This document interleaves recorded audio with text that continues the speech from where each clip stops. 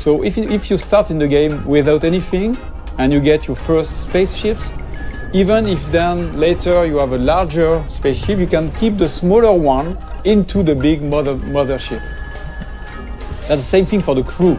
If you start with 1 or 2 members in your crew, then you can have them in your big mothership later. We had, in fact, in Beyond Good and Evil 1, when the characters were getting out of the hovercraft. So here we have that monkey, which is my playable main character here, but of course, just to give you a feeling of scale, that ship is about 20 meters long, and the other one, the mothership, is about 400 meters long. I'm going to go close to it so that you can see the size. So when we have large spaceships like that, the good thing, the interesting thing is that they are a real level of gameplay. You can go inside. We have interiors for those big ingredients. So imagine I'm at the beginning of the game. I'm starting the game. I have nothing, but I am. So imagine I'm just delivering pizzas. Here it's like a side quest or just a way among many to get some money. A picture of evidence of the things I'm seeing in the game. Then I can share those pictures with the guys in the city, for example, and then I can trigger discussions with those guys based on the picture I took. So that's a very interesting mechanic. Another very interesting thing here is the feeling of scale. Here we know that the players, they will explore everything. They will want to go everywhere. So we need to handle large scale ingredients, like that huge statue. Something interesting about the scale and the feeling of scale. So I'm going to land on the top of the statue and you will realize how big it is.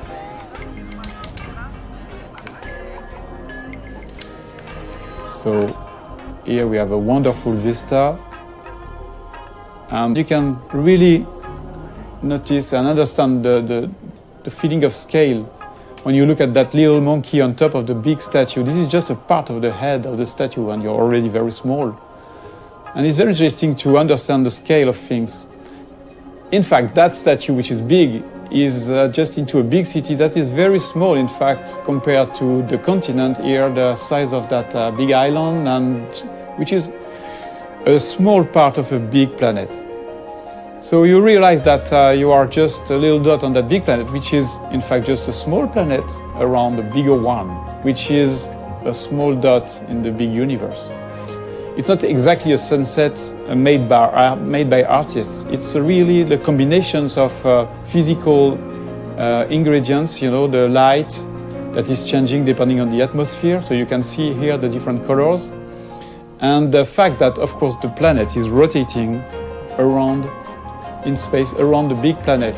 So here I'm doing a kind of time lapse. I'm modifying the time so that you can understand better how it works. You see that everything is turning like there is no sheet or things like that. You can really appreciate the point of view wherever you are. It will be the same mechanics. So that was one of the big features we wanted to make sure that we had before showing the game to the public, to everybody, so that we wanted to make sure that the technology was working and this big ambitious game was feasible. I'm going back to my spaceship. I want just to show you some gameplay ingredients. I'm going to change a little bit the time so that we have a bit more sun. Yeah. So that spaceship is very, very nice. It's very close to the Beluga we had in Beyond Good and Evil 1. It can handle very large speed, but it's also very easy to do loopings and trigger very fast movements. So the classic plane speed we have on Earth. We are about 1,000 kilometers per hour. And you will see, so the speed is increasing now. You see that it's about 5,000 kilometers per hour. Let's go back in the city so that we can really understand the speed. And I can increase the speed again. Whoa. Use some tricks, movements. And then we are going to do a looping, for example. So you can combine anything, any movements, and the very nice thing too is that you can even increase the speed to 20,000 kilometers per hour, which is a lot. I'm going to try, to drift like that. So at any time you have the drifting mode, you have all these very interesting movements.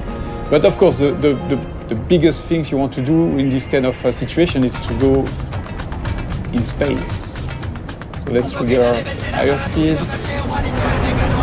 And you see this little effect around the spaceship is because of the friction of the atmosphere.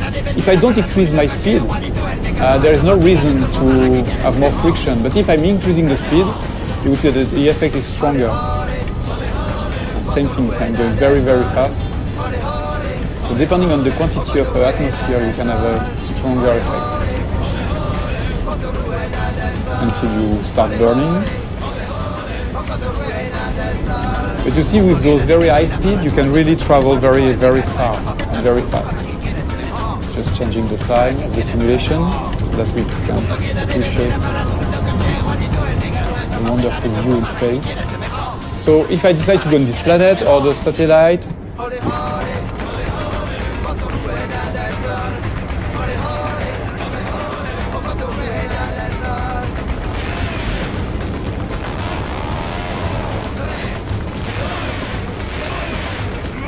a very interesting thing too is that there's a lot of biomes on the planet, like this desert, or you have frozen lands on the planet, different cities. So they are not empty, repetitive planets. They're the planets we aim to work on, to make our planets with life. And the planet itself is living somehow. For example, that planet has different, I would say, big biomes. Because that planet, as I told you, is a satellite of the bigger one, the one that is in the foreground.